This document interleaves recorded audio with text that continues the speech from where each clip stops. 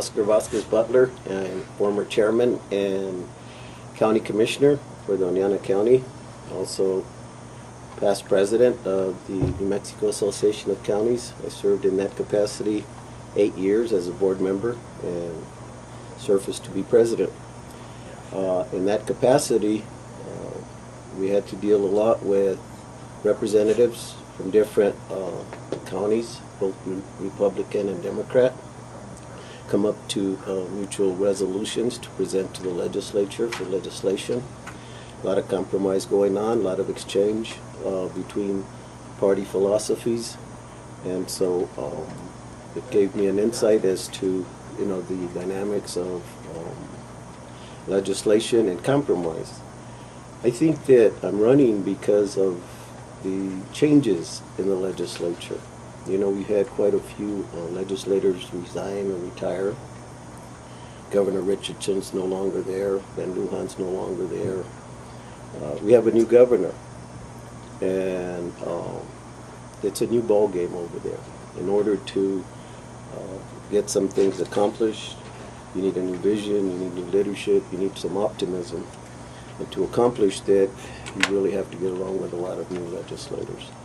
I know that Senator Garcia has had some difficulties with Governor Martinez, so her position there may be somewhat not as strong as it was before. And so with the changes there, with other senators gone, Steve Fishman, Senator Nava, Bernadette Sanchez, Didi Feldman, there's a list of them. So it's going to be a new legislative session there. And I think that with my understanding of that dynamic, working with people, compromising, and not having that history with anybody in the legislature or in the governor's office, that I could achieve and accomplish a lot of things here that need to be done, local challenges. Yes, and I'm Mary Jane Garcia from Doñana Village, state senator, completing my 24th year. That is, that I've run 6 times successfully. I have been in leadership as a majority whip since 1996. I used to serve on Senate Finance, but when you become a leader, you can't serve on finance any further.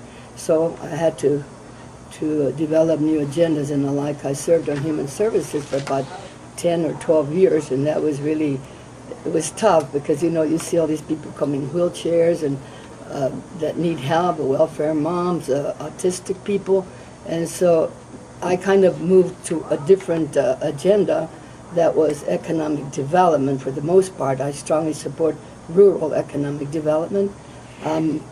Criticized sometimes for what I'm doing in Doñana Village. Those of you that have been there know that that is a gem.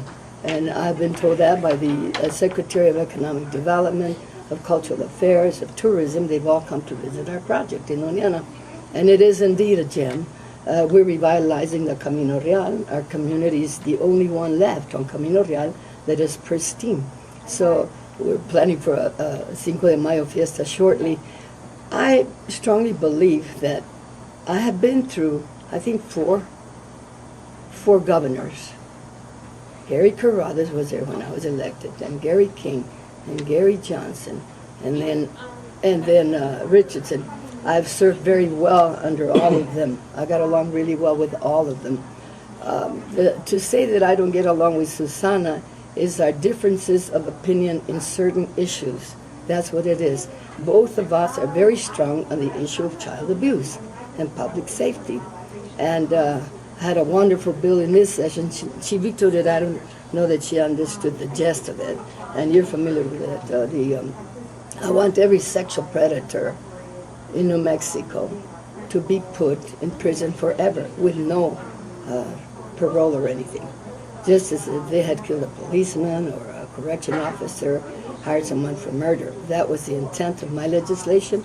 It passed the House without a single opposing vote. It passed the Senate with 2 opposing votes. And I tried to talk to her afterwards, but she had her way, and it was her way. That's the thing with Governor Martinez. It's her way or the highway, like Gary Johnson, if you recall. So it is more difficult to work with her than it's been in the past. I've done very well under Richardson. I've done equally or even better under Bruce King, because they knew how to work with the legislature. You know, Governor King used to say, I'm the CEO, you're my board of directors. I know I have to work with you. And he worked beautifully with all of us. Let me give you an example. In the first 60-day session, about 90% of my colleagues in the Democratic caucus had never even seen Susana Martinez as governor. Never saw her once. I said, you're kidding me. Well, I got to see her twice, once in the elevator and a second time in a forum where they always invite me to speak on child abuse, and she was there. We greeted each other formally.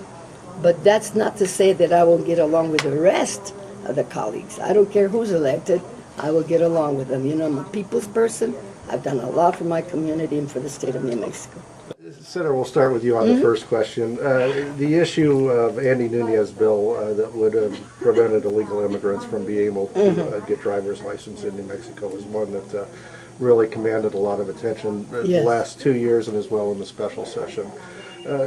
We know that you voted against that bill, and I'd like to ask you, first of all, just to describe, what your feelings are on that bill, and then more broadly, are there any other changes in state laws or regulations that you think need to be made regarding the issue of immigration? Okay. First of all, yes, I did vote against it, and I probably will if it comes forth again. It may not, because there's other issues that are more important right now to the governor, I think. The reason I voted against it is because, I'm thinking of the industries that would be the losers. If we whipped everybody back to Mexico or wherever, what is the hospitality going to do? The hotels, the restaurants. You talk to any server in Santa Fe and you ask them where they're from, and if they're from Mexico, they're not documented. They don't have driver's licenses. And yet the hotel and the restaurant is full of them from all over, not only Mexico. That was the one issue. I looked at it economically, actually. Then how are these people going to get their children to school without a license, or to a doctor, or to wherever they need to be, to church? And I'm in a community that's 99% Hispanic, and probably a great majority of them are from Mexico. Some have been there before I was even born. Now I'm 75 years old, and I don't care. I don't mind who knows that. But yeah, that was a reason I did it, for human purposes. These people need to get around. And when we did the bill originally under Richardson, it was because of the high rates of uninsured people. And if you got hit by an uninsured person, you were out money, So that's why we did it. And it seemed that the percentages of underinsured were lowering. It was working very well. It had never become an issue until Governor Martinez was elected. To me, it seemed like it was part of the national GOP agenda, perhaps, that she needs to follow. But she couldn't get it through the Senate, and I don't know if she could now. I will continue to vote against it for those very reasons. Yeah, that is a wedge issue among the Hispanic community.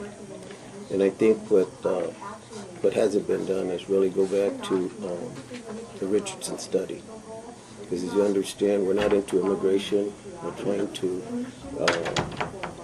promote any kind of immigration policy that would affect, you might say, the rights of citizens or non-citizens. It's an immigration issue per se. Andy Nunez, what he did was he created the wedge issue before the governor was in office, and the governor picked it up coming in.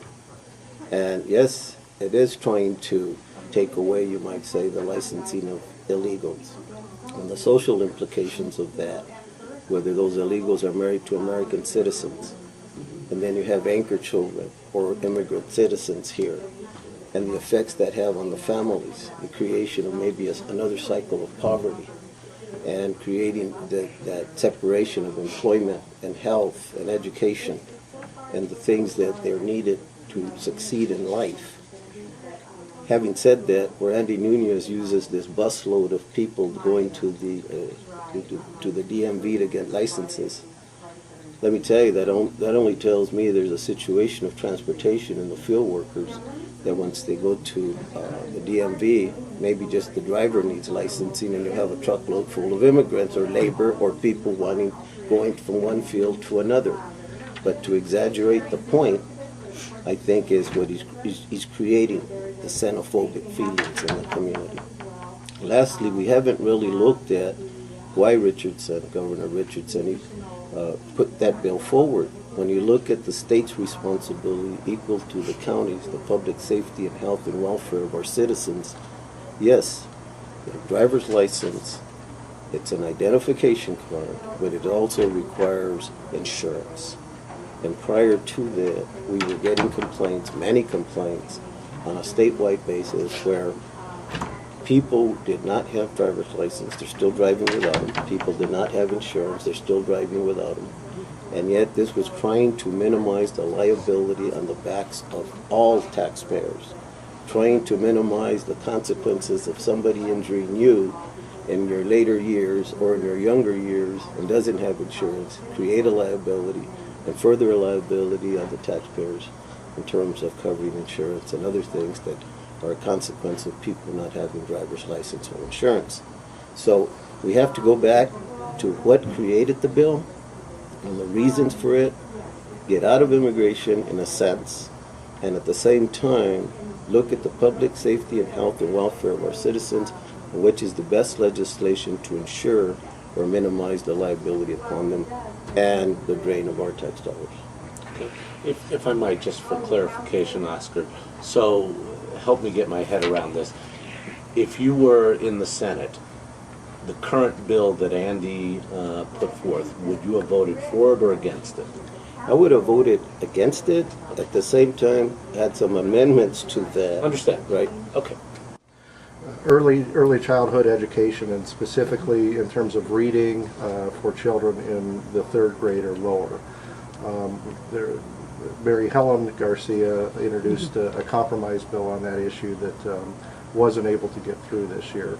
As you look at all of the proposals that were suggested, including retention, but also reading coaches and many other things, what do you think the best approach is to bringing our students in New Mexico up to the same level as their peers throughout the country?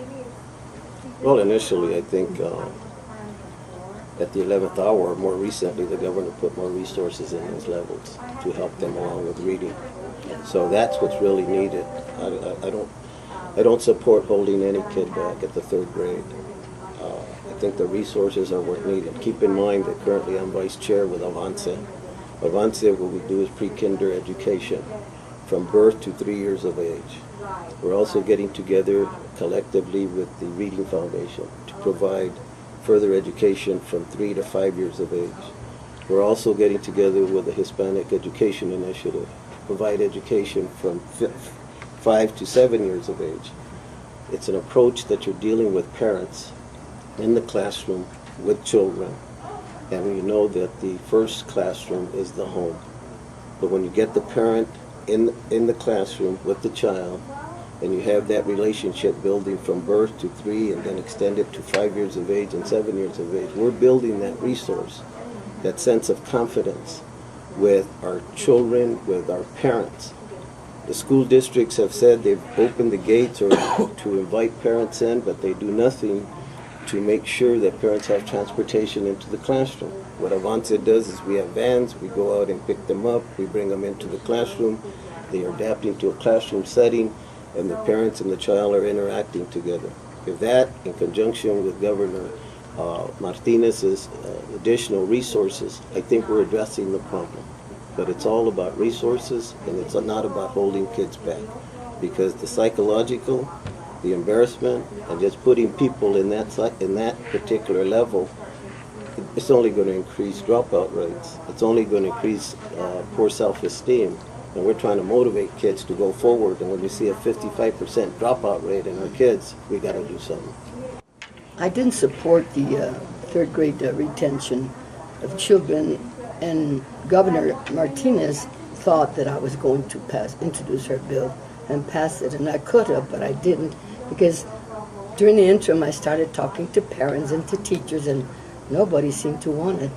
And I thought, you know what, 3rd grade is a little late for children to be reading. I think they need to start earlier. I had a niece who was with a group called Parents as Teachers, and she went into the home, and even the parents came out all dressed wanting to learn English. And she would work with tiny little tots. We need to begin very, very early on. There's a study done by a lady that she wrote a book, Ghost from the Cradle, after the Columbine massacre. You recall that? And she tracked the serial killers and discovered that a child inside of the womb, if that mother is, battered or whatever, shaken, the little child, by the age of, I think she said, 5, that little child, something happened in his brain, and he thinks he's a grown-up man and starts bringing guns to school by age 9.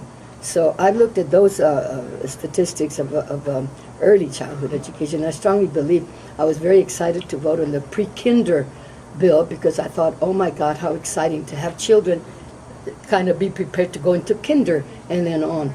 So we're starting too late. And so when I told the governor I couldn't do it it was a public press conference, and everybody was just totally aghast. But I had to do what I had to do. I do not believe in punishment of children. They're stigmatized. They think, oh my God, I'm stupid, I can't keep up. And, we need to help the children along. We need to help them. And yes, Representative Mary Helen had a bill. She developed it from the Education Committee, of which I serve on. But there were others, many others. And we're all about early childhood education. We tried to do a constitutional amendment because we heard that's the way we had to go to get money. We need like $350 million to put that into place. Well, Susana's thinking Florida. She brings this girl from Florida with 8 others from Florida from Jeb Bush's campaign, and she's telling teachers how to teach. She's never been in a classroom. We haven't confirmed her yet. I don't know that we will. But we're not Florida, and we don't have the resources to put 2,000 tutors in place like they did in Florida. We lack the resources. And I think that the administration was fighting for, I think it was something like $55 million from Race to the Top.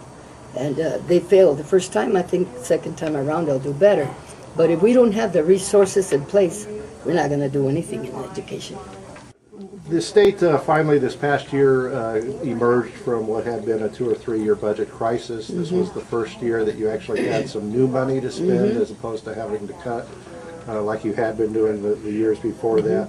As you look at the budget, what do you think the priorities should be as you get that new money in terms of restoring or adding to programs that may have been cut in the past? And on the opposite side, what areas are there in state government that you think may be a little bit bloated and where there could be more money trimmed?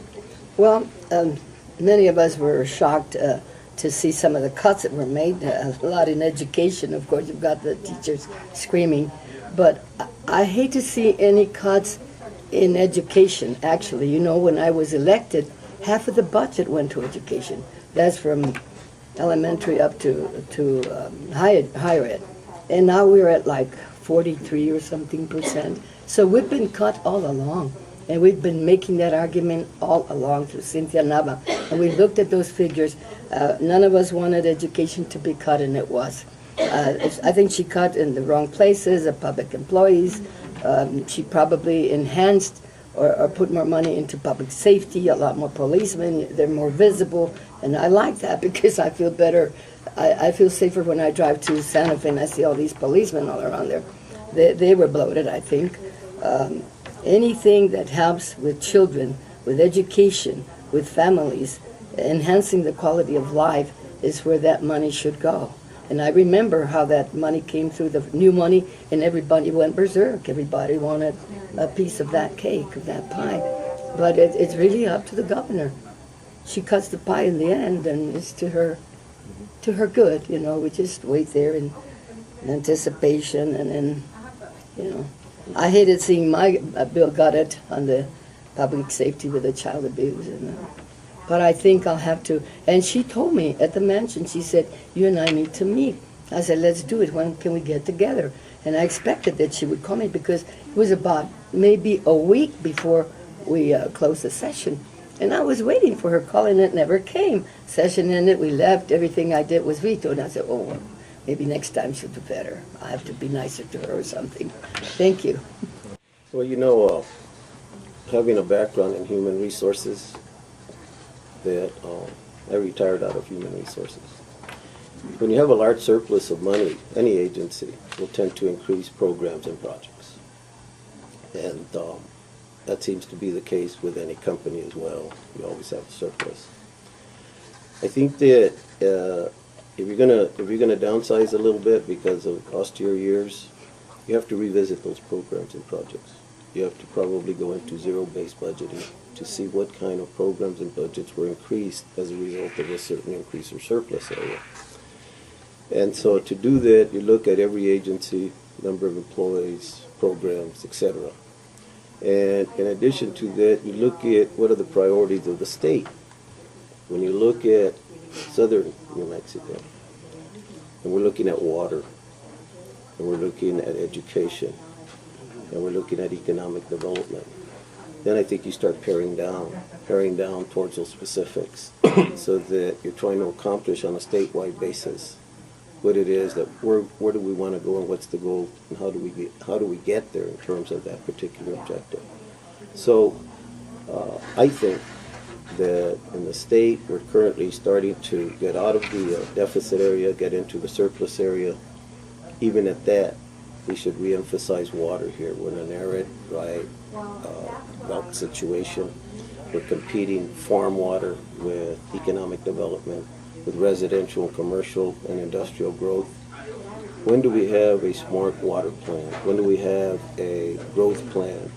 When do we have a comprehensive infrastructure plan that has emergency tie-ins and loop our water lines and put septic tanks and wastewater systems?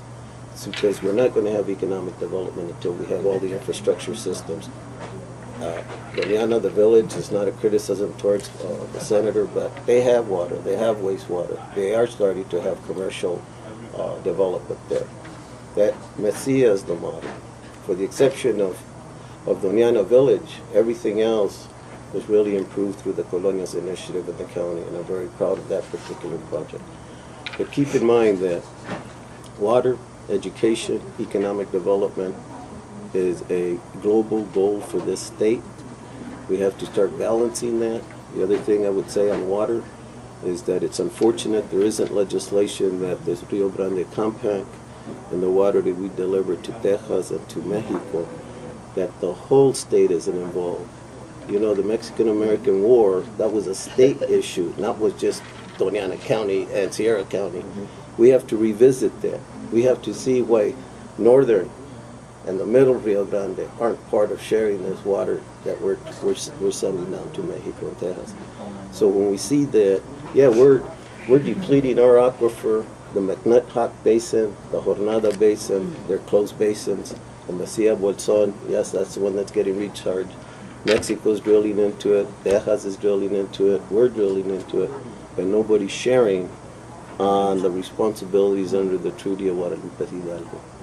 And that's where we have to go. But we have to concentrate on those particular three areas: water, education, economic development, and make sure that we're balancing growth with those three areas. Because employers want educated people, and we're not going to bring anybody to the Southwest that we don't have water.